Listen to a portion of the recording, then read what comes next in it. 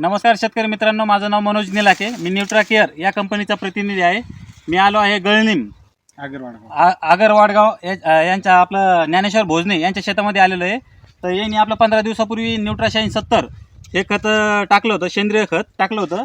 तर आपण बघू शकता मक्याचं कणीस एकदम बेस्ट आलेलं आहे.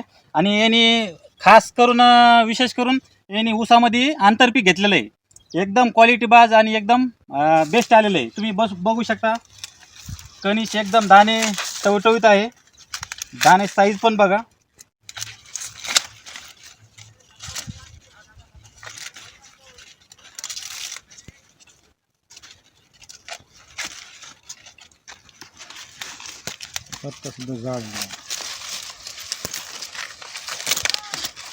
बघू शकता मित्रांनो, एकदम कणीस टवटवीत आहे. आपण त्यांच्याकडून ज्ञानेश्वर भोजने साहेबाकडून जाणून घेऊया कशा प्रकारे कसं किती दिवस झाले खत टाकून काय झालं त्यांच्या तोंडून ऐकून घेऊ आपण. सांगा. नमस्कार. हे जे आहे त्यांनी साहेबांनी आम्हाला मार्गदर्शन केलं, व्हिजिट दिली, त्यांनी प्लॉटवर आले. त्यांनी ज्यावेळेस पाहिलं ऊसामध्ये आंतरपीक केलेलं होतं आपण मकाचं, तर थोडी मका बारीक होती 2 पिकं एकत्रित असल्यामुळं. पण मग त्यांनी जे सांगितलं नायट्रोजन जे खत आहे त्यांचं, ही जी समोर आपल्याला बॅग दिसते ह्या बॅग आपण प्रति एकरी 2 बॅग वापरल्यात.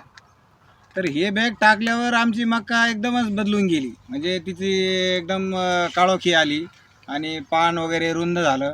आणि त्यावेळेस कणीस धारण करण्याची तिची अवस्था होती.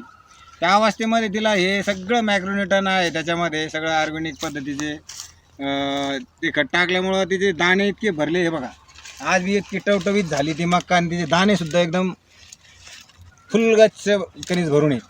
कुठं त्याच्यात अंतर नाही. त्या कणसामध्ये कणीस काढून दाखवू आपण.